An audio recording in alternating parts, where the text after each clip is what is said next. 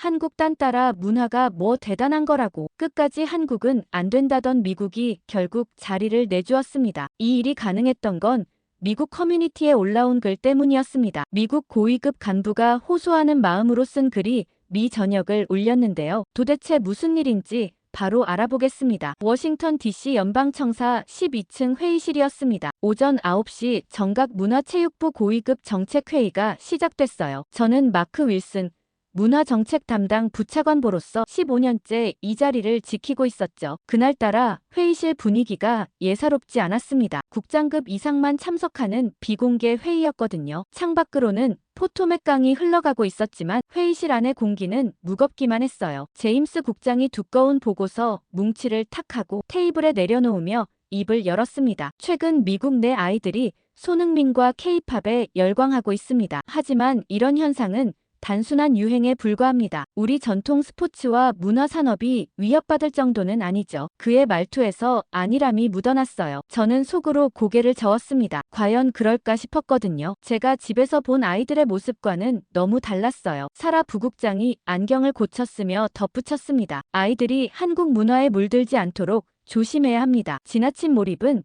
학교 생활과 전통 가치에 부정적 영향을 줄 수 있어요. 특히 K-팝 댄스나 한국어 공부에 빠져서 성적이 떨어지는 사례들이 보고되고 있습니다. 회의 자료를 넘기면서 충격적인 통계를 발견했어요. 전국 학교 폭력 심각성 현황 보고서였습니다. 초등학교가 35%이고 중학교 48% 그리고 고등학교 52%의 학생들이 따돌림이나 폭력을 경험했다는 수치였거든요. 제 손이 덜덜 떨렸습니다. 이게 바로 우리 아이들의 현실이었어요. 집에 있는 데이빗도 이 통계 안에 포함되어 있었겠죠. 15살인 그 아이는 작년부터 학교에서 왕따를 당하고 있었거든요. 톰 정책기획관이 강하게 목소리를 높였습니다. 외국 문화의 무분별한 유입을 막아야 합니다. 특히 한국 콘텐츠는 우리 아이들의 정체성을 흔들 위험이 있어요. 미국 문화의 우수성을 강조하는 교육을 강화해야 합니다. NFL이나 NBA 같은 우리 스포츠로 아이들을 이끌어야 해요. 저는 점점 답답해졌어요. 모두가 막연한 두려움에 사로잡혀 있었거든요. 실제 현실을 제대로 파악하지 못한 채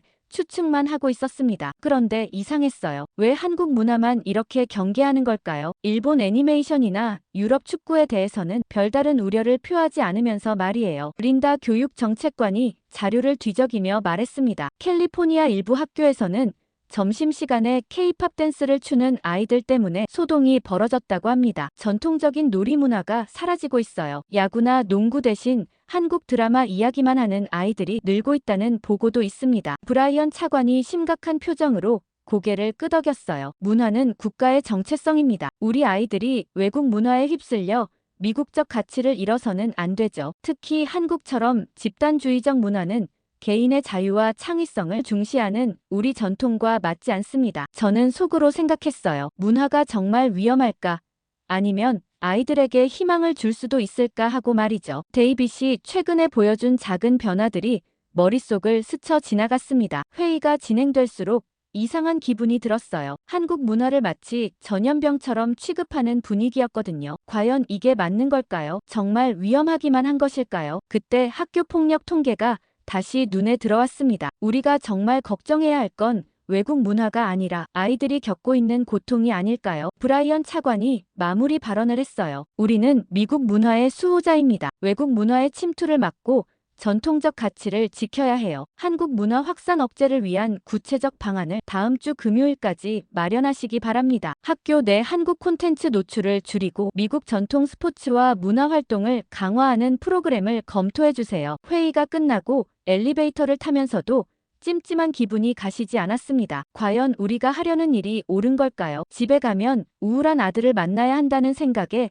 마음이 더욱 무거워졌어요. 문화가 정말 억제해야 할 대상일까 아니면 아이들에게 도움이 될 수도 있을까? 그 의문이 계속 머릿속을 맴돌았습니다. 회의 후 집에 도착한 건 오후 7시 30분이었어요. LA 베벌리 힐스에 있는 저희 집은 겉으로는 완벽해 보였지만 안으로 들어서면 분위기가 완전히 달랐습니다. 거실은 조용했고 아내 수잔은 부엌에서 저녁을 준비하고 있었어요. 데이빗은 어디 있어? 제가 물으니까 수잔이 한숨을 쉬며 대답했습니다. 또 방에 들어가 있어요. 오늘도 학교에서 힘든 일이 있었나 봐요. 점심도 거의 안 먹고 방문을 잠가버렸어요. 저는 가슴이 답답했습니다. 오늘 회의에서 본 학교 폭력 통계가 바로 우리 집 현실이었거든요. 데이빗의 방 앞에서 조심스럽게 노크를 했어요. 데이빗아, 아빠야, 들어가도 될까? 한참 후에야 들어와요라는 작은 목소리가 들렸습니다. 문을 열고 들어가니 데이빗이 침대에 웅크리고 앉아 있었어요. 15살이지만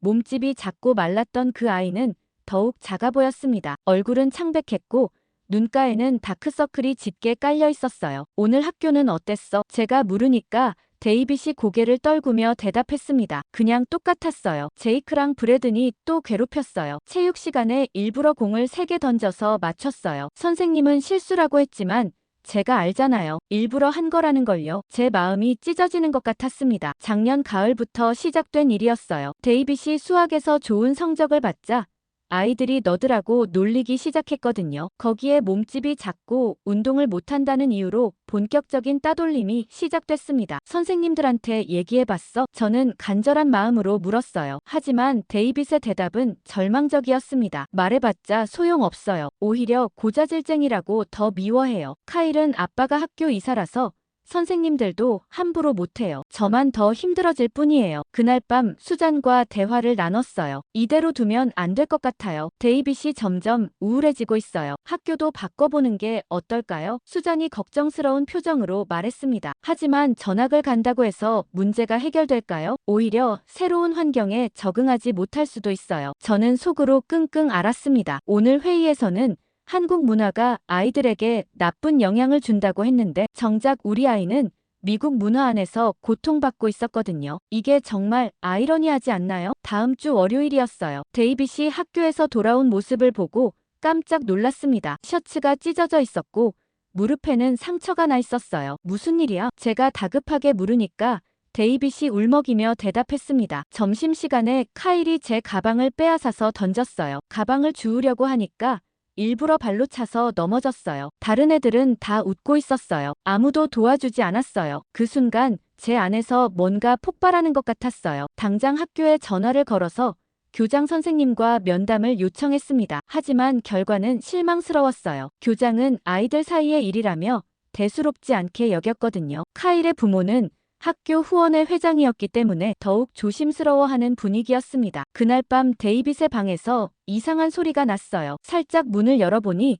데이빗이 컴퓨터로 뭔가를 보고 있었습니다. 화면에는 축구 경기가 나오고 있었어요. 한국 선수가 골을 넣는 장면이었는데 데이빗이 작게 박수를 치고 있었거든요. 처음으로 본 아이의 밝은 표정이었어요. 며칠 후 또 다른 변화를 목격했습니다. 데이빗이 거실에서 이상한 춤을 추고 있었어요. 어색하긴 했지만 처음으로 웃고 있었거든요. 뭐 하는 거야? 제가 물으니까 데이빗이 부끄러워하며 대답했습니다. K-팝 댄스예요. 유튜브에서 배웠어요. 생각보다 재미있어요. 그 순간 오늘 회의에서 들었던 말들이 떠올랐어요. 한국 문화가 아이들에게 나쁜 영향을 준다던 그 말들 말이에요. 하지만 제 눈앞에서는 완전히 다른 일이 벌어지고 있었습니다. 처음으로 데이빗이 뭔가에 흥미를 보이고 있었거든요. 내 아이가 이런 상황인데 문화는 정말 위험하다고만 말할 수 있을까? 그런 생각이 머릿속을 맴돌았습니다. 그 후 며칠 동안 데이빗을 유심히 관찰했어요. 아이에게 미묘한 변화가 생기고 있었거든요. 목요일 저녁이었습니다. 거실에서 저녁 뉴스를 보고 있는데 데이빗이 살금살금 나와서 소파 구석에 앉았어요. 평소 같으면 방에만 틀어박혀 있었는데 말이죠. 뉴스에서 토트넘 경기 하이라이트가 나오고 있었어요. 손흥민이 멋진 골을 넣는 장면이었죠. 그때 데이빗이 작은 목소리로 중얼거렸습니다. 와, 정말 대단해요. 저는 놀랐어요. 몇 달 만에 처음 들어보는 감탄사였거든요. 손흥민을 알고 있구나. 제가 물으니까 데이빗의 눈이 반짝였습니다. 네, 유튜브에서 영상을 많이 봤어요. 정말 멋져요. 아시안인데도 프리미어리그에서 최고예요. 저처럼 작은 체구인데도 포기하지 않고 최선을 다하는 모습이 멋있어요. 그 말을 듣는 순간 가슴이 뭉클했어요. 데이빗이 손흥민에게서 뭔가 희망을 찾고 있는 것 같았거든요. 자신과 비슷한 체구의 아시안 선수가 세계 최고 무대에서 활약하는 모습에서 위로를 받고 있었나 봐요. 금요일 밤에는 더 놀라운 일이 있었습니다. 데이빗이 거실에서 K-팝 음악을 틀고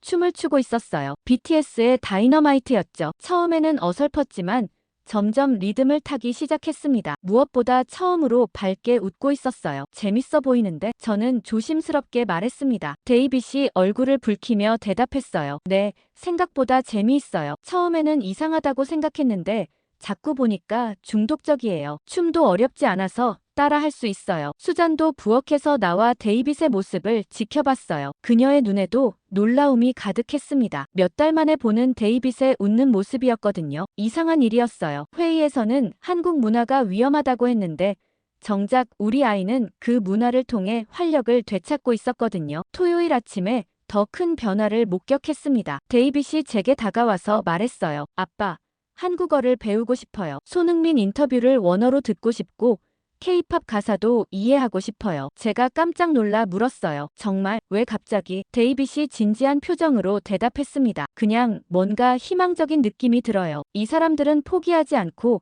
계속 노력해서 성공했잖아요. 저도 그럴 수 있을 것 같아요. 그 순간 혹시 문화가 아이를 바꿀 수도 있겠구나 하는 생각이 들었어요. 호기심이 생긴 저는 UC 버클리에서 문화 인류학을 가르치는 캐롤린 교수에게 연락을 취했습니다. 그는 문화 교류 분야의 권위자였거든요. 월요일 오후에 그의 연구실에서 만났어요. 캐롤린 교수님, 한국 문화가 미국 아이들에게 미치는 영향에 대해 궁금한 게 있어서요. 저는 솔직하게 상황을 설명했습니다. 캐롤린 교수가 차를 한 모금 마시고 천천히 입을 열었어요. 문화는 단순한 오락이 아닙니다. 아이들에게 공동체 의식과 정체성을 심어줄 수 있죠. 특히 스포츠와 음악은 사회적 결속을 만드는 힘이 있습니다. 한국 문화의 특징은 우리라는 개념을 강조한다는 거예요. 개인주의 사회에서 소외감을 느끼는 아이들에게는 새로운 소속감을 줄 수 있어요. 그의 말을 듣고 있으니 데이빗의 변화가 이해되기 시작했어요. 아이가 한국 문화에서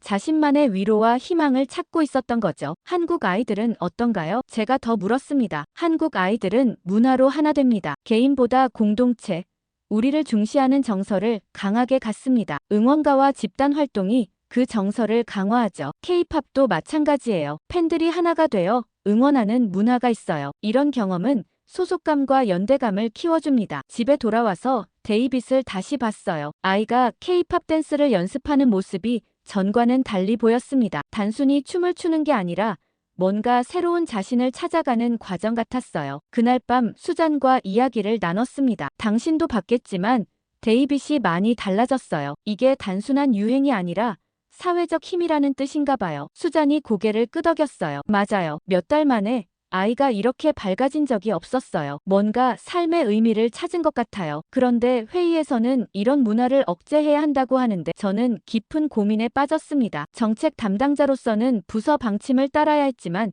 아버지로서는 아들의 변화를 외면할 수 없었어요. 다음 날 캐롤린 교수에게 다시 연락을 취했어요. 한국의 초등학교 현장을 직접 보고 싶다고 했더니 흔쾌히 승낙해 주더군요. 수요일 오후 그의 연구실에서 서울 강남구에 있는 한 초등학교의 실시간 영상을 볼 수 있었습니다. 와, 정말 신기하네요. 제가 감탄하며 말했어요. 화면에는 점심시간 운동장 풍경이 펼쳐져 있었거든요. 아이들이 자연스럽게 둥글게 모여서 K-팝 댄스를 추고 있었어요. 그런데 놀라운 건 따돌림 받는 아이가 보이지 않는다는 점이었습니다. 캐롤린 교수가 설명해 주었어요. 한국 아이들의 특징을 보세요. 개별적으로 놀지 않고 자연스럽게 그룹을 형성해요. K-팝 댄스, 축구 응원, 같은 아이돌 그룹 좋아하기 등으로 공통 분모를 찾아 어울립니다. 개인보다 우리를 중시하는 문화가 자연스럽게 배어 있어요. 화면을 자세히 보니 정말 그랬어요. 체구가 작은 아이도 운동을 못하는 아이도 모두 어울려 놀고 있었습니다. 미국 학교에서는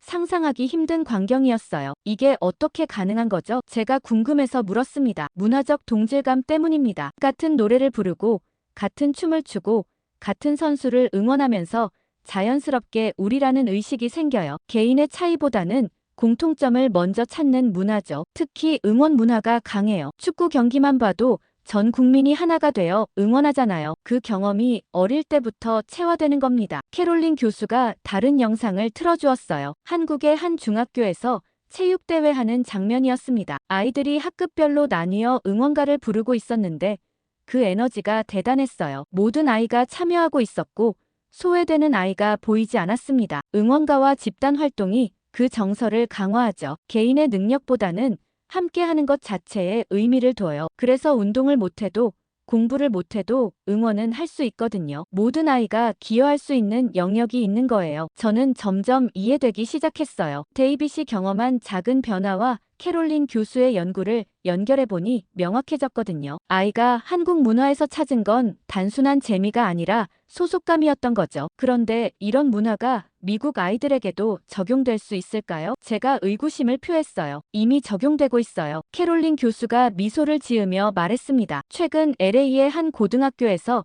K-팝 클럽을 만들었는데 기존에 따돌림 받던 아시안 아이들이 자신감을 되찾았다는 보고가 있어요. 뉴욕의 한 중학교에서는 손흥민 응원 동아리를 만들어서 학교 폭력이 20% 줄었다는 통계도 있고요. 정말인가요? 저는 깜짝 놀랐습니다. 그런 사례들이 실제로 있다는 게 믿기지 않았어요. 캐롤린 교수가 자료를 꺼내 보여주었습니다. 시카고 웨스트사이드 초등학교 사례예요. 작년에 K-팝 댄스 프로그램을 도입했더니 학급 내 괴롭힘이 현저히 줄었어요. 아이들이 함께 춤을 배우면서 자연스럽게 협력하게 되거든요. 개인의 실력보다는 팀워크가 중요하니까 모든 아이가 가치를 느껴요. 자료를 보니 정말 놀라웠어요. 참여한 아이들의 자존감 지수가 평균 35% 상승했고 교사들도 학급 분위기가 훨씬 좋아졌다고 고고했더군요. 특히 내성적이거나 따돌림 받던 아이들의 변화가 두드러졌다고 했어요. 손흥민 효과도 대단해요. 캐롤린 교수가 계속 설명했습니다. 아시안 아이들에게는 롤모델이 되고 다른 인종 아이들에게는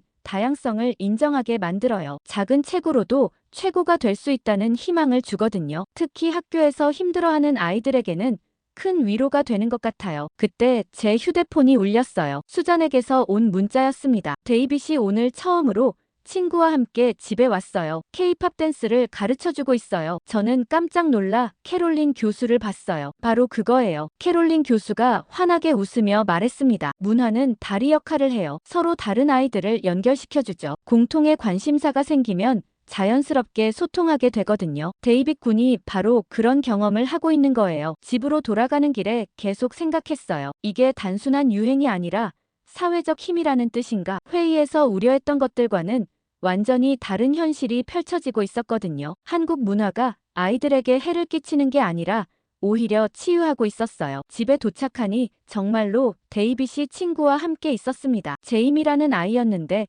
둘이 거실에서 K-팝 댄스를 연습하고 있었어요. 데이빗의 얼굴에는 몇 달 만에 보는 진짜 웃음이 가득했습니다. 아, 이게 바로 캐롤린 교수가 말한 그 힘이구나 싶었어요. 그 다음 주 월요일 예상치 못한 전화가 걸려왔어요. 데이빗이 다니는 윌슨 초등학교 교장 선생님이었습니다. 윌슨 씨, 저희 학교에서 특별한 행사를 계획하고 있는데요. 혹시 시간 되시면 참관해 보시겠어요? 아이들에게 좋은 영향을 줄 수 있을 것 같아서요. 무슨 행사인지 물어보니 놀라운 답이 돌아왔어요. 넷플릭스 애니메이션 K-팝 데몬 헌터스의 성우가 학교에 방문한다는 거였습니다. 아이들에게 태극기 응원 리듬을 가르쳐주는 특별 프로그램이라고 했어요. 정말인가요? 저는 믿을 수 없었습니다. 바로 지난주만 해도 한국 문화 억제 방안을 논의했는데 학교에서는 정반대 일이 벌어지고 있었거든요. 네, 학부모들의 요청이 많았어요. 최근 아이들이 K-팝과 한국 축구에 큰 관심을 보이고 있거든요. 건전한 방향으로 유도하는 게 좋을 것 같아서 기획했습니다. 수요일 오후 2시에 체육관에서 열린다고 하니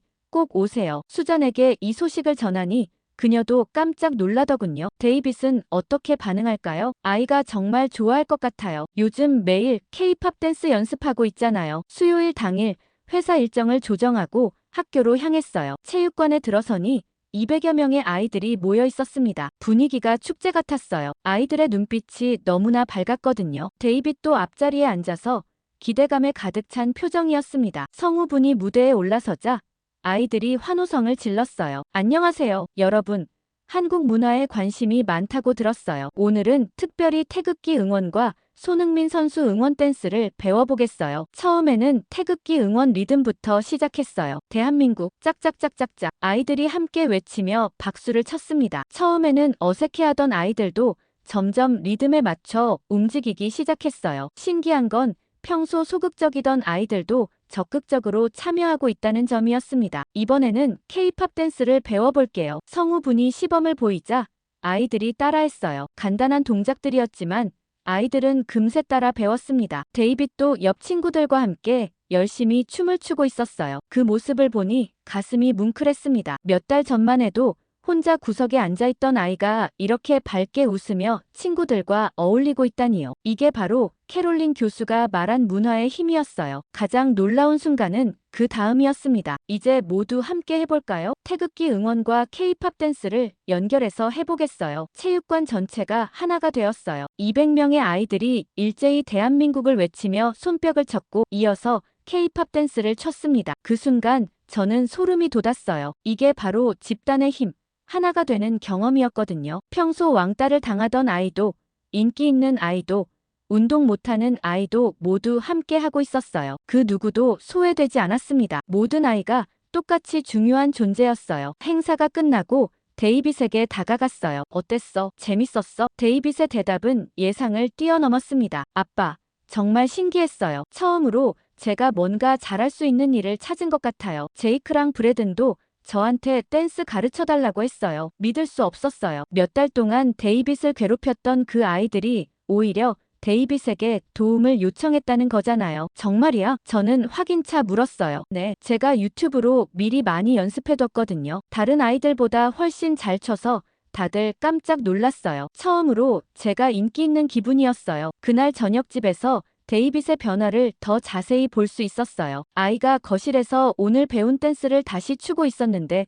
자신감이 넘쳤습니다. 무엇보다 처음으로 친구들에게 인정받은 경험이 큰 변화를 가져온 것 같았어요. 수잔도 감격스러워했어요. 몇 달 만에 보는 데이빗의 진짜 웃음이었거든요. 무기력했던 모습이 완전히 사라지고 활기찬 아이가 되어 있었습니다. 그날 밤 저는 깊이 생각했어요. 회의에서 우려했던 것들이 기우였을 수도 있겠다는 생각이 들었거든요. 한국 문화가 아이들을 망치는 게 아니라 오히려 살리고 있었어요. 그날 밤 데이빗이 제게 다가왔어요. 아빠, 오늘 찍은 댄스 영상을 친구들한테 보내도 될까요? 저는 깜짝 놀랐습니다. 몇 달 전만 해도 휴대폰 메시지 하나 보내기 싫어하던 아이가 이제 먼저 친구들과 소통하고 싶어 한다니요. 물론이지. 하지만 누구한테 보낼 거야? 제가 물으니 데이빗이 환하게 웃으며 대답했어요. 제이미, 알렉스, 그리고 제이크한테도요. 제이크가 정말 배우고 싶어 했거든요. 브래든도 관심 있어 하더라고요. 제이크라니요? 저는 귀를 의심했습니다. 몇 달 동안 데이빗을 괴롭혔던 바로 그 아이 말이에요. 네,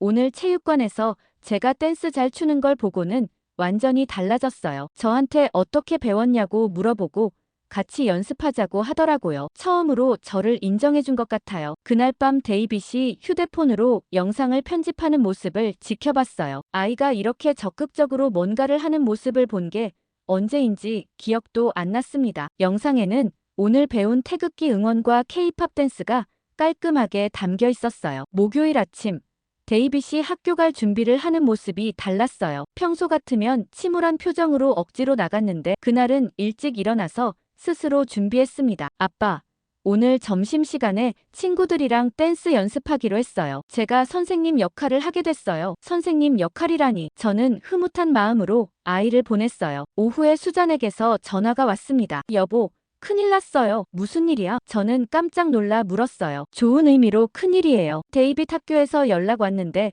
우리 아이가 점심시간에 20명 넘는 친구들한테 K-팝 댄스를 가르쳐줬대요. 다른 학급 아이들까지 와서 구경할 정도였다고 하네요. 정말인가요? 믿기지 않았어요. 몇 달 전만 해도 혼자 구석에서 점심을 먹던 아이가 이제 20명의 친구들을 이끌고 있다니요. 맞아요. 선생님이 말씀하시길 데이빗이 완전히 다른 아이가 됐다고 하세요. 자신감도 생기고 리더십도 보인다고 하더라고요. 특히 다른 아이들이 틀려도 격려해주고 끝까지 가르쳐주는 모습이 인상적이었다고 해요. 그날 저녁 데이빗이 집에 왔을 때 정말 달라 보였어요. 어깨를 쭉 펴고 걸어오는 모습이 완전히 다른 사람 같았습니다. 오늘 어땠어? 저는 이미 수잔에게 들었지만 아이 입으로 직접 듣고 싶었어요. 아빠, 정말 대박이었어요. 20명이 넘는 친구들이 제 댄스를 보고 배우고 싶다고 했어요. 심지어 5학년 형들도 와서 가르쳐달라고 하더라고요. 처음으로 제가 뭔가 잘하는 사람이 된 기분이었어요. 그런데 가장 놀라운 건 제이크의 변화였다고 했어요. 데이빗을 가장 심하게 괴롭혔던 그 아이가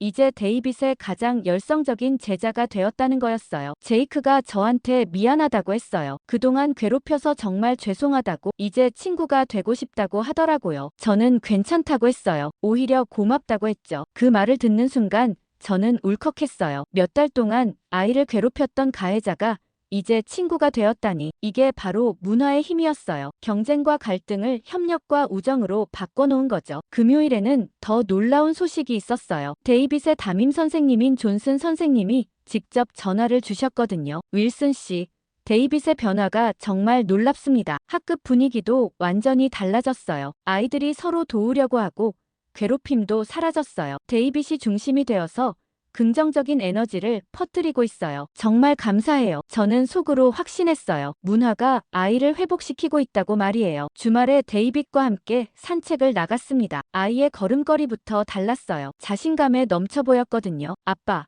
저 이제 학교 가는 게 즐거워요. 친구들이 제가 가르쳐주는 댄스를 정말 좋아해요. 다음 주에는 BTS의 다른 댄스도 가르쳐 주기로 했어요. 그 순간 저는 깊이 깨달았어요. 회의에서 우려했던 것들이 얼마나 근거 없는 편견이었는지를요. 한국 문화는 우리 아이를 망치는 게 아니라 살려내고 있었습니다. 왕따와 병약함 속에서 무기력하던 아들이 점차 웃음을 되찾았어요. 그뿐만 아니라 다른 아이들까지 변화시키고 있었죠. 이런 변화를 목격하고도 여전히 한국 문화를 억제해야 한다고 말할 수 있을까요? 저는 점점 확신이 서기 시작했어요. 월요일 아침 출근하자마자 제임스 국장이 제 사무실로 찾아왔어요. 커피를 한 모금 마시기도 전이었는데 표정이 심상치 않았습니다. 평소 온화한 분이었는데 그날만큼은 달랐어요. 마크, 자네 아들 이야기 들었네. 학교에서 K-팝 댄스를 가르치고 있다면서. 저는 긴장했어요. 벌써 소문이 났나 보더군요. 데이빗이 다니는 윌슨 초등학교와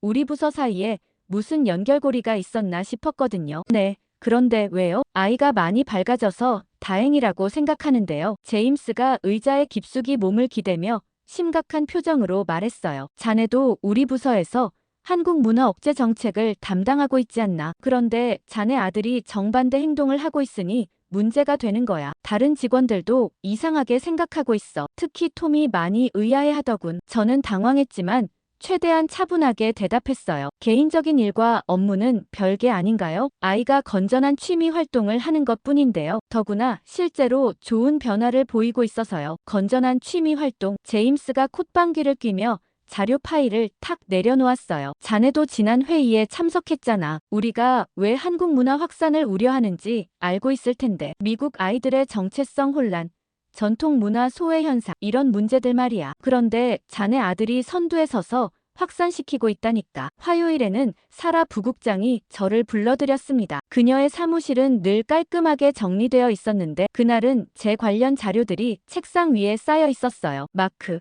요즘 자네 입장이 좀 애매하다는 얘기가 들려와. 정책 방향과 개인적 경험이 충돌하고 있는 것 같은데 괜찮겠나? 부서 내에서 신뢰도 문제가 제기되고 있어. 저는 솔직하게 말했어요. 사실 고민이 많습니다. 정책적으로는 억제해야 한다고 하지만 제 아들을 보면 오히려 긍정적인 변화가 일어나고 있거든요. 학교 폭력도 줄어들고 아이들이 더 건전해지고 있어요. 그게 문제야. 사라가 한숨을 쉬며 안경을 벗고 닫기 시작했어요. 개인적 경험에 휩쓸려서 객관적 판단력을 잃으면 안 돼. 대중문화로 정책 성과를 내겠다는 발상은 과장된 거야. 몇 개 사례로 전체를 판단할 수는 없어. 게다가 자네가 이런 입장을 계속 고수하면 부서 내 결속력에도 문제가 생겨. 수요일 정책회의는 최악이었어요. 회의실에 들어서자마자 분위기가 이상했습니다. 평소보다 참석자들의 표정이 굳어 있었고 제가 앉자 잠시 정적이 흘렀어요. 톰 기획관이 저를 직접 겨냥하며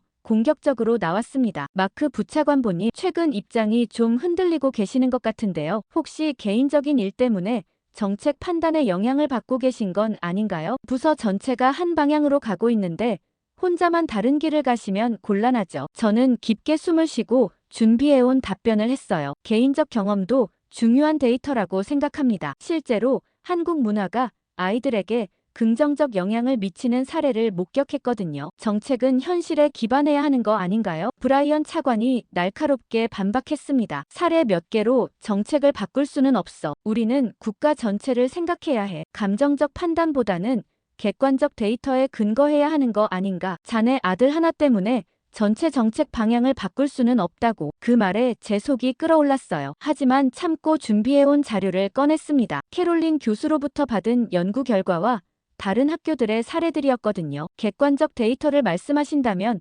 여기 보세요. LA 3개 학교에서 K-팝 프로그램 도입 후 학교 폭력이 평균 25% 감소했습니다. 시카고에서는 따돌림 신고 건수가 40% 줄었고 뉴욕의 한 중학교에서는 학생들의 자존감 지수가 35% 상승했어요. 이것도 충분한 객관적 데이터 아닌가요? 하지만 반응은 차갑기만 했어요. 제임스가 비판적으로 말했습니다. 그런 건 일시적 현상일 뿐이야. 신기함이 사라지면 다시 원래대로 돌아갈 거야. 게다가 그런 프로그램들이 진짜 교육적 가치가 있나? 단순한 유행에 휩쓸린 거 아닌가? 아이들이 정말 필요한 건 수학, 과학, 영어 실력 향상이지 외국 댄스가 아니야. 저는 목소리를 높여 반박했어요. 단순한 유행이 아니라 아이들의 정체성 회복과 공동체 의식을 강화하는 실질적 힘입니다. 제 아들만 봐도 왕따에서 리더로 변했고 다른 아이들까지 긍정적으로 변화시키고 있어요. 이게 단순한 유행이라고 할 수 있나요? 사라가 냉정하게 지적했습니다. 그것도 결국 주관적 관찰일 뿐이야. 과학적 근거가 부족해. 더군다나 우리가 외국 문화를 적극 장려한다면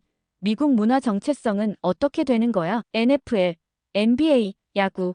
이런 우리만의 문화가 설 자리를 잃게 되는 거 아니야? 린다 교육 정책관도 거들었어요. 학부모들 반응도 복잡하다고 들었어요. 자녀들이 한국어 배우겠다고 하니까 당황스러워하는 부모들이 많대요. 영어도 제대로 못하는데 한국어까지 배워서 뭐에 쓰겠냐는 거죠. 점심시간에 복도를 걸어가는데 동료들의 시선이 따가웠어요. 복도 끝에서 수군거리는 소리가 들렸거든요. 마크가 요즘 이상해졌다던데 아들 때문에 판단력이 흐려진 것 같아. 개인 문제를 업무에 끌어들이면 안 되는데 15년 동안 함께 일한 동료들인데 이렇게 등을 돌리다니. 목요일에는 더 직접적인 압박이 있었어요. 브라이언 차관이 저를 개별 면담으로 불러들였거든요. 그의 사무실 분위기는 늘 위압적이었지만 그날은 특히 그랬어요. 마크.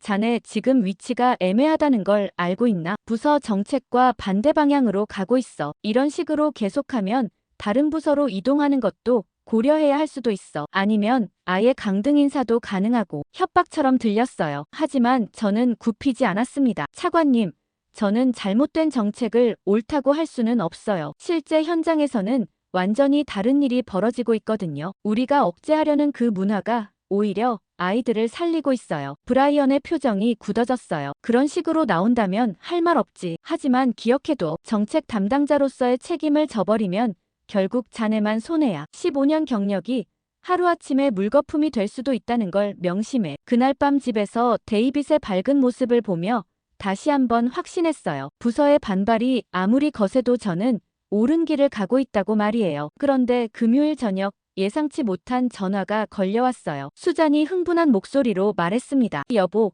TV 켜봐. CNN에서 엄청난 뉴스가 나오고 있어. 거실로 뛰어가서 TV를 켰더니 정말 놀라운 장면이 펼쳐져 있었어요. LA 다저 스타디움에서 열린 특별 이벤트 생중계였습니다. K-팝 콘서트와 손흥민 응원 이벤트가 결합된 행사였는데 5만 명의 관중이 모여 있었어요. 그런데 더 놀라운 건 관중석의 모습이었습니다. 미국인 청소년들이 태극기를 흔들며 열광하고 있었거든요. 한국어로 응원 구호를 외치고 K-팝 댄스를 추는 모습이 전 세계로 생중계되고 있었어요. 데이빗이 제 옆으로 뛰어와서 말했어요. 아빠, 저 댄스 저도 할 수 있어요. 저기 나오는 거 다 배웠거든요. 아이의 눈이 반짝반짝 빛나고 있었습니다. 화면 속에서는 더욱 놀라운 장면이 이어졌어요. 여러 인종의 아이들이 함께 손을 잡고 태극기 응원을 하고 있었습니다. 흑인, 백인, 히스패닉, 아시안 할 것 없이 모두가 하나가 되어 대한민국을 외치고 있었어요. CNN 기자가 현장에서 리포트했습니다. 이곳 LA 다저 스타디움에는 5만 명의 미국 청소년들이 모여 한국 문화를 열렬히 응원하고 있습니다. 주목할 점은 이들 대부분이 한국계가 아닌 일반 미국인이라는 사실입니다. 카메라가 관중석을 비추자 정말 다양한 모습의 아이들이 보였어요. 모두가 환한 웃음을 짓고 있었고 그 어떤 갈등이나 차별의 기미도 보이지 않았습니다. 오히려 서로를 격려하고 함께 춤추는 모습이었어요. 한 백인 소녀가 인터뷰에 응했습니다. K-팝을 통해서 새로운 친구들을 많이 만났어요. 인종이 달라도 같은 노래를 좋아하니까 금세 친해져요. 학교에서 외톨이였는데 이제는 많은 친구들이 생겼어요. 그 다음은 히스패닉 남학생이었어요. 손흥민 선수를 보면서 용기를 얻었어요. 저도 체구가 작아서 축구할 때 놀림받았는데 손흥민처럼 끝까지 포기하지 않으면 된다는 걸 배웠어요. 저는 미국인 관점에서 한국 문화의 국경을 넘어선 힘을 실감했어요. 이건 단순한 유행이 아니라 사회적 영향력이야. 그런 생각이 들었거든요. 토요일 아침 신문에는 더 자세한 기사가 실렸어요. 기사를 읽어보니 전국적인 현상이었어요. 시애틀, 시카고, 뉴욕, 애틀랜타 등 전국 주요 도시에서 비슷한 이벤트들이 열렸고 모든 곳에서 비슷한 반응을 보였다는 내용이었어요. 특히 눈에 띈 통계가 있었습니다. K-팝과 한국 문화에 관심을 보이는 미국 청소년 중 85%가 친구들과 더 가까워졌다고 답했고 78%가 학교 생활이 즐거워졌다고 응답했다는 거였어요. 더 놀라운 건 학교 폭력 관련 통계였습니다. 한국 문화 동아리나 프로그램이 있는 학교에서는 따돌림 신고 건수가 평균 40% 감소했다는 조사 결과가 나온 거예요. 제가 개인적으로 경험한 일이 전국적 현상이었던 거죠. 일요일에는 가족과 함께 산타모니카 해변에 갔어요. 그런데 그곳에서도 놀라운 장면을 목격했습니다. 해변가에서 10대 아이들이 모여 K-팝 댄스를 추고 있었어요. 지나가던 사람들이 구경하고 박수까지 쳐주고 있었거든요. 데이빗이 저에게 말했어요. 아빠, 저도 저기 가서 같이 춰도 될까요? 물론이지. 저는 흔쾌히 허락했어요. 데이빗이 그 무리에 합류하자 아이들이 반갑게 맞아주었습니다. 처음 보는 아이들인데도 금세 어울려서 함께 춤추기 시작했어요. 그 모습을 보면서 저는 깊이 생각했어요. 이게 과연 우리가 억제해야 할 위험한 문화일까요? 아이들을 하나로 만들고 희망을 주고 긍정적 에너지를 퍼뜨리는 이런 문화가 정말 나쁜 걸까요? 월요일 출근길에 라디오에서 흥미로운 인터뷰를 들었어요. UCLA 사회학과 교수가 나와서 최근 현상에 대해 분석하고 있었거든요. 한국 문화가 미국 청소년들에게 미치는 긍정적 영향은 명확합니다. 특히 공동체 의식 형성에 큰 도움이 되고 있어요. 개인주의 문화에 익숙한 미국 아이들이 함께하는 즐거움을 배우고 있습니다. 이는 사회 통합에 매우 긍정적인 영향을 미치죠. 그날 점심시간에 캐롤린 교수에게 전화를 걸었어요. 교수님,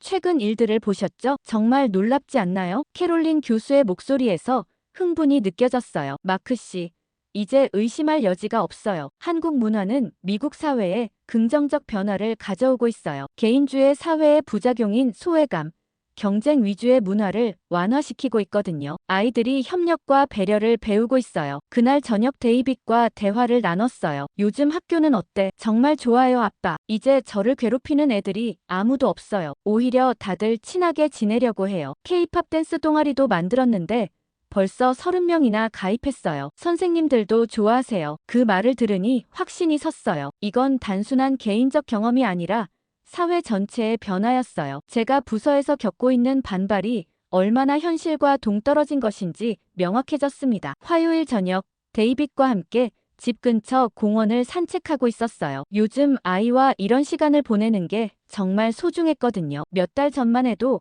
방에만 틀어박혀 있던 아이가 이제 먼저 산책을 제안할 정도로 적극적이 되었으니까요. 공원 벤치에 앉아서 저녁 노을을 바라보는데 데이빗이 갑자기 진지한 표정이 되었어요. 아빠, 저 요즘 많이 생각해봤는데. 뭘 생각해봤는데? 저는 아이의 진지한 모습이 궁금했어요. 데이빗이 잠시 망설이더니 천천히 입을 열었습니다. 제가 이렇게 변할 수 있었던 이유를 말이에요. 몇 달 전만 해도 학교 가는 게 정말 싫었어요. 매일 아침 일어나기도 싫었고 친구들 만나는 것도 무서웠거든요. 그런데 지금은 완전히 달라요. 저는 아이의 말을 조용히 들었어요. 정말 많은 변화가 있었다는 걸 매일 목격하고 있었지만 아이 입으로 직접 듣는 건 또 달랐거든요. 손흥민 선수를 처음 봤을 때 충격이었어요. 저처럼 작은 체구인데도 세계 최고 무대에서 당당하게 뛰고 있잖아요. 그때 처음 생각했어요. 나도 할 수 있을지도 모르겠다고, 작다고, 약하다고 포기할 필요는 없구나 싶었어요. 데이빗의 목소리에 감동이 묻어났어요. 저도 모르게 눈시울이 뜨거워졌습니다. K-팝도 마찬가지였어요. 처음에는 그냥 신기해서 봤는데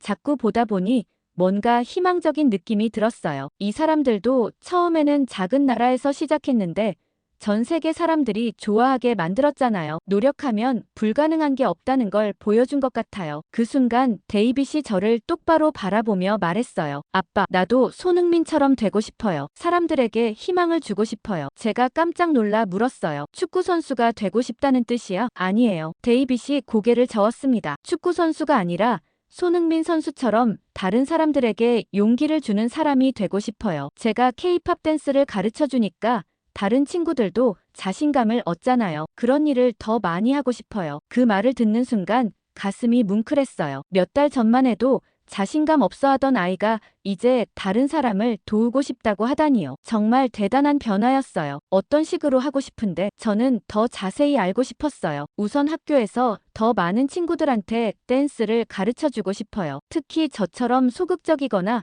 친구가 없는 애들한테요. 그리고 데이빗이 잠시 망설이더니 계속 말했어요. 나중에 커서는 한국 문화를 알리는 일을 하고 싶어요. 많은 사람들이 편견을 갖고 있잖아요. 하지만 실제로는 정말 좋은 문화인데 말이에요. 저는 깜짝 놀랐어요. 15살 아이가 이런 생각을 하다니. 정말 구체적으로 어떤 일을 하고 싶은 거야?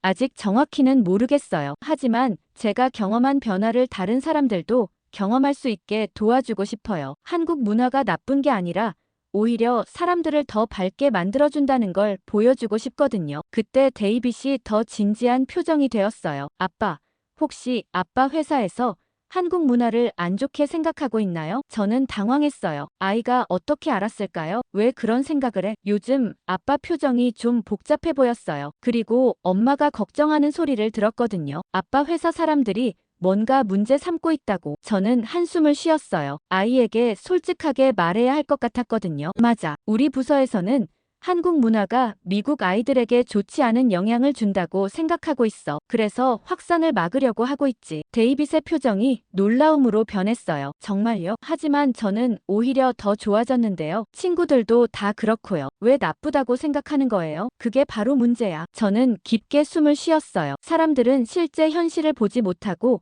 막연한 편견만 갖고 있어. 하지만 아빠는 내 변화를 직접 봤으니까 다르게 생각하게 됐지. 그러면 아빠가 회사에서 말해보세요. 데이빗이 갑자기 목소리를 높였어요. 제 변화를 보여주시고 다른 친구들 이야기도 해주세요. 한국 문화 때문에 학교 폭력도 줄어들었고 아이들이 더 밝아졌다고 말이에요. 저는 아이의 순수한 열정에 감동받았어요. 동시에 책임감도 느꼈습니다. 스스로 희망을 선택한 아들의 모습에 정말 감격스러웠거든요. 아빠도 그렇게 하려고 노력하고 있어. 하지만 쉽지 않더라. 사람들이 쉽게 마음을 바꾸지 않거든. 그래도 포기하면 안 되죠. 데이빗이 결연한 표정으로 말했어요. 저도 처음에는 불가능하다고 생각했어요. 제가 인기 있는 아이가 될 수 있을 거라고는 꿈도 못 꿨거든요. 하지만 지금은 달라요. 불가능해 보이는 일도 노력하면 할 수 있다는 걸 배웠어요. 집으로 돌아가는 길에 데이빗이 마지막으로 한 말이 제 마음에 깊이 새겨졌어요. 아빠,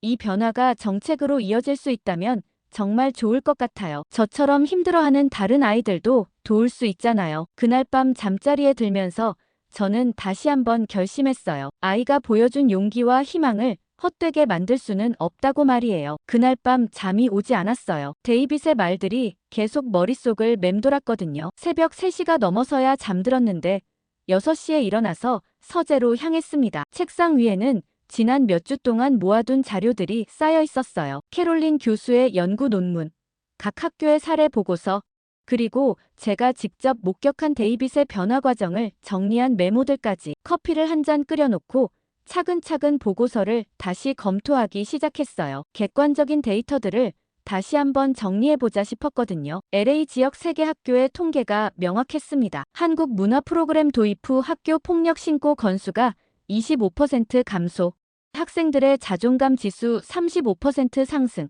교사들의 학급 분위기 만족도 40% 향상. 이런 수치들이 단순한 우연일까요? 시카고 웨스트사이드 초등학교 사례도 다시 봤어요. K-팝 댄스 프로그램 도입 전과 후를 비교한 자료였는데 변화가 극명했습니다. 학급 내 따돌림 사건이 월 평균 12건에서 3건으로 줄어들었고 학생들의 학교 만족도가 62%에서 89%로 상승했더군요. 뉴욕 브롱크스의 한 중학교에서는 더 놀라운 결과가 나왔어요. 손흥민 응원 동아리를 만든 후 학교 전체의 폭력 사건이 20% 감소했다는 보고서였습니다. 특히 인종 간 갈등이 현저히 줄어들었다고 했어요. 제가 직접 작성한 데이빗의 변화일지도 펼쳐봤습니다. 이런 변화가 정말 우연일까요? 아침 7시가 되자 수잔이 내려와서 저를 발견했어요. 여보, 벌써 일어났어요? 못 잤나 봐요. 네, 생각할 게 많아서요. 저는 자료들을 가리키며 말했어요. 이 모든 데이터들을 보고도 여전히 한국 문화가 위험하다고 말할 수 있을까요? 수잔이 제 옆에 앉으며 자료들을 훑어봤어요. 정말 놀라운 변화들이네요. 특히 우리 데이빗을 보면 확실히 알 수 있죠. 몇 달 전과는 완전히 다른 아이가 됐잖아요. 그런데 회사에서는 여전히 반대하고 있어요. 네, 더 심해졌어요. 저는 한숨을 쉬었어요. 제가 개인적 감정에 휩쓸려 객관적 판단을 못한다고 해요. 하지만 이 모든 데이터가 개인적 감정인가요? 수잔이 진지하게 말했어요. 여보, 당신이 옳다고 생각해요. 데이빗의 변화는 기적 같은 일이었어요. 그 아이가 다시 웃을 수 있을 거라고 생각 못했거든요. 만약 이런 변화를 다른 아이들도 경험할 수 있다면 그날 출근해서 제 사무실에 앉아 마지막 결심을 했어요. 개인적 경험을 정책적 변화로 확장해야겠다고 말이에요. 단순 관찰을 넘어서 행동으로 옮길 시간이었습니다. 오후에 캐롤린 교수에게 전화를 걸었어요. 교수님, 부탁이 있습니다. 제가 부서 사람들을 설득할 수 있는 더 강력한 증거가 필요해요. 캐롤린 교수가 적극적으로 도와주겠다고 했어요. 마크 씨, 마침 좋은 소식이 있어요. 하버드 대학에서 한국 문화의 사회통합 효과에 대한 대규모 연구 결과가 나왔거든요. 3만 명의 미국 청소년을 대상으로 한 6개월 추적 조사예요. 결과가 놀라워요. 정말인가요? 저는 기대에 부풀었어요. 한국 문화에 노출된 그룹과 그렇지 않은 그룹을 비교했더니 명확한 차이가 나타났어요. 전자는 사회성 발달, 자존감 향상, 학교 적응도 등 모든 면에서 우수한 결과를 보였어요. 특히 소외계층 아이들에게는 더욱 긍정적 영향을 미쳤고요. 그날 저녁집에서 마지막 점검을 했어요. 하버드 연구 결과, 캐롤린 교수의 논문, 전국 각지의 사례 보고서, 그리고 데이빗의 실제 변화 과정까지 모든 것이 같은 결론을 가리키고 있었어요. 한국 문화는 억제할 대상이 아니라 장려해야 할 자산이라는 것을요. 수잔이 저에게 다가와서 말했어요. 여보, 결정한 것 같네요. 표정이 달라졌어요. 네. 이제 확실해요. 저는 자신 있게 대답했어요. 학교 폭력 완화, 정체성 회복, 공동체 의식 강화. 한국 문화는 장려해야 해요. 더 이상 망설일 이유가 없어요. 그날 밤 데이빗이 제게 다가와서 말했어요. 아빠, 내일 학교에서 또 다른 친구들이 댄스 배우고 싶다고 했어요. 이제 전교에서 유명해졌어요. 좋은 의미로요. 아이의 밝은 모습을 보면서 다시 한번 다짐했어요. 이 아이가 보여준 변화, 그리고 다른 수많은 아이들이 경험하고 있는 긍정적 변화를 정책으로 이어나가겠다고 말이에요. 내일 부서 회의에서 모든 걸 걸고 동료들을 설득하기로 했어요. 목요일 아침 9시 워싱턴 DC 문화체육부 대회의실에 모든 국장급 이상이 모였어요. 저는 전날 밤 준비한 자료들을 가방에 넣고 회의실로 향했습니다. 심장이 두근거렸지만 확신에 차 있었어요. 오늘이 바로 모든 걸 바꿀 수 있는 기회였거든요. 브라이언 차관이 회의를 시작했어요. 오늘은 한국 문화 억제 정책의 구체적 실행 방안을 논의하겠습니다. 각 부서별로 준비한 억제 방안을 발표해 주시기 바랍니다. 제임스 국장이 먼저 발표를 시작했어요. 학교 내 한국 콘텐츠 노출을 줄이기 위한 가이드라인을 만들었습니다. K-팝 관련 활동 제한, 한국 드라마 시청 시간 규제, 한국어 학습 동아리 승인 까다롭게 하기 등의 방안이 있습니다. 사라 부국장도 이어서 발표했어요. 미국 전통 문화 강화 프로그램도 준비했습니다. NFL, NBA 응원 프로그램을 확대하고 컨트리 뮤직이나 록 음악 교육을 늘리는 방향으로 가려고 합니다. 한국 문화의 대안을 제시하는 거죠. 모든 발표가 끝나고 브라이언 차관이 저를 바라봤어요. 마크, 자네 의견은 어떤가? 저는 깊게 숨을 쉬고 일어섰습니다. 차관님, 그리고 동료 여러분, 저는 오늘 다른 제안을 하고 싶습니다. 한국 문화를 억제하는 것이 아니라 오히려 적극 장려해야 한다는 제안을요. 회의실이 순간 정적에 휩싸였어요. 모든 사람의 시선이 저에게 집중됐습니다. 제임스가 당황한 목소리로 말했어요. 마크,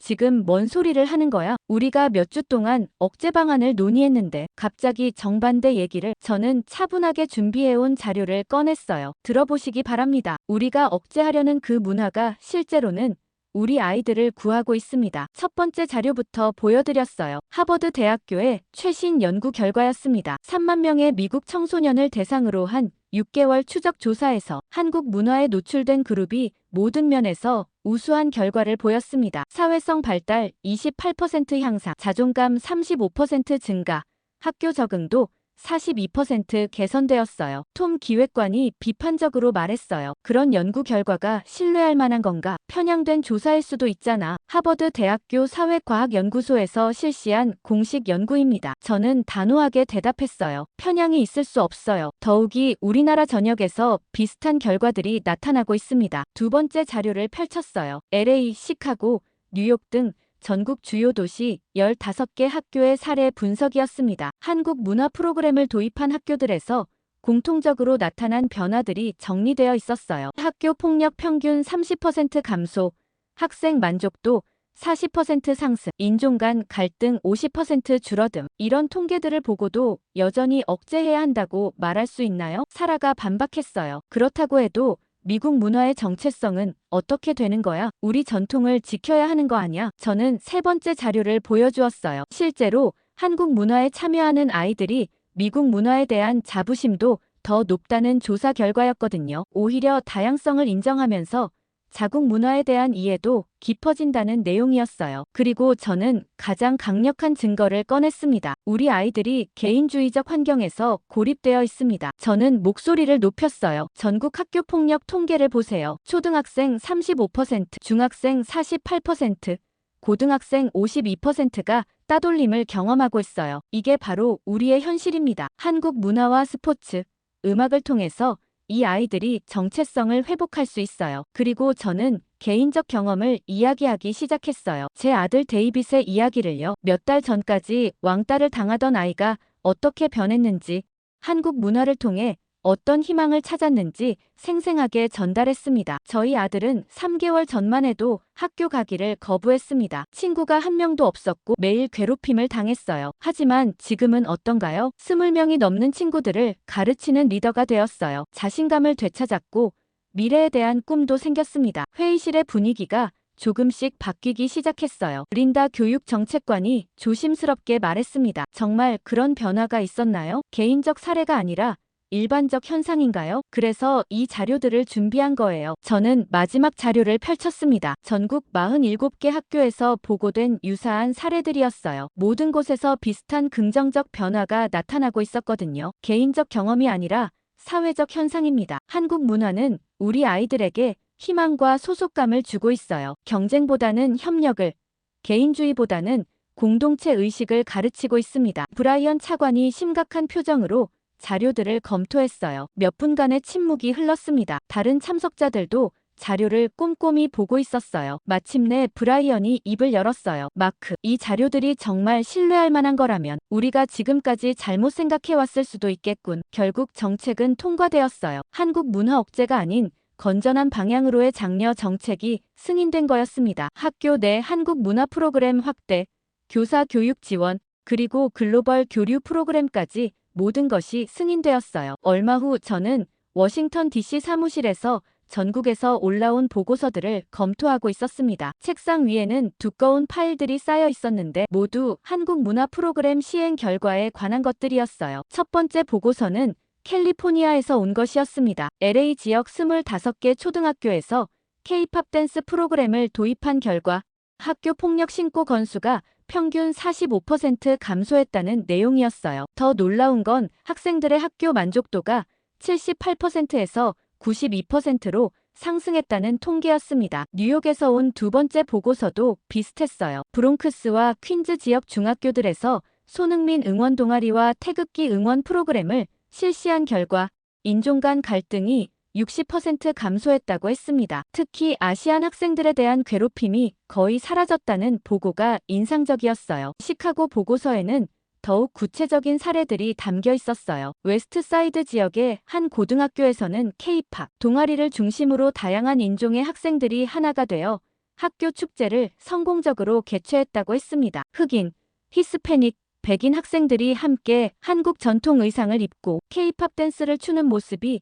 지역 언론에 크게 보도되기도 했어요. 제 휴대폰이 울렸어요. 캐롤린 교수에게서 온 전화였습니다. 마크 씨, 오늘 아침 뉴스 보셨어요? CNN에서 특집으로 다뤘더군요. 정말 대단한 변화예요. 네, 저도 봤어요. 저는 미소를 지으며 대답했어요. 솔직히 이렇게까지 될 줄은 몰랐어요. 전국적으로 이런 변화가 일어날 줄은요. 이제는 학부모들이 먼저 요청하고 있어요. 캐롤린 교수가 흥분된 목소리로 계속 말했습니다. 자녀들에게 한국 문화 프로그램을 신청해달라고 학교에 직접 연락하는 부모들이 늘고 있다고 해요. 몇 달 전과는 완전히 분위기가 바뀐 거죠. 점심시간에 데이빗 학교인 윌슨 초등학교를 방문했어요. 6개월 전과는 완전히 다른 모습이었습니다. 운동장 한켠에서는 30명이 넘는 아이들이 K-팝 댄스를 연습하고 있었고, 다른 쪽에서는 손흥민 응원가를 부르며 축구를 하는 아이들이 있었어요. 가장 놀라운 건 모든 아이들이 함께 어울리고 있다는 점이었어요. 예전에 데이빗을 괴롭혔던 제이크도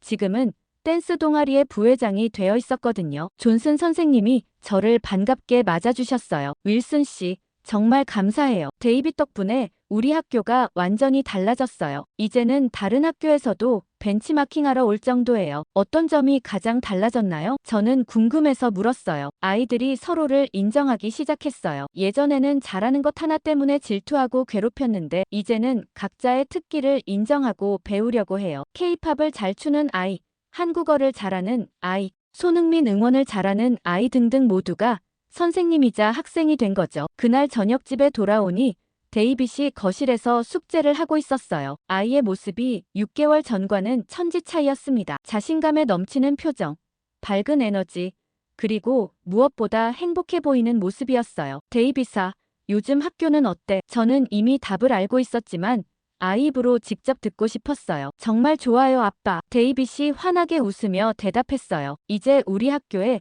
K-팝 동아리만 3개나 생겼어요. 저는 고학년 동아리 회장을 맡고 있고요. 다음 달에는 지역 축제에서 공연하기로 했어요. 정말 대단하네. 저는 진심으로 감탄했어요. 그런데 가장 기쁜 건 따로 있어요. 데이빗의 표정이 더욱 진지해졌습니다. 새로 전학 온 마이클이라는 친구가 있는데 예전에 저랑 똑같았어요. 내성적이고 친구도 없고. 그런데 제가 K-팝 댄스를 가르쳐 주니까 완전히 달라졌어요. 이제는 다른 친구들과 잘 어울려요. 수잔이 부엌에서 나오며 말했어요. 데이빗이 요즘 정말 달라졌어요. 다른 아이들을 도와주는 걸 가장 좋아해요. 선생님들도 데이빗을 모범 학생이라고 칭찬하시더라고요. 그날 밤 서재에서 마지막 보고서를 정리하며 깊이 생각했어요. 한국 문화는 단순한 유행이 아니었습니다. 아이들의 희망과 사회적 힘을 바꾸는 실질적 자산이었어요. 제 아들을 살렸고 이제 더 많은 아이들에게 기회를 주고 있었습니다. 브라이언 차관에게서 문자가 왔어요. 마크,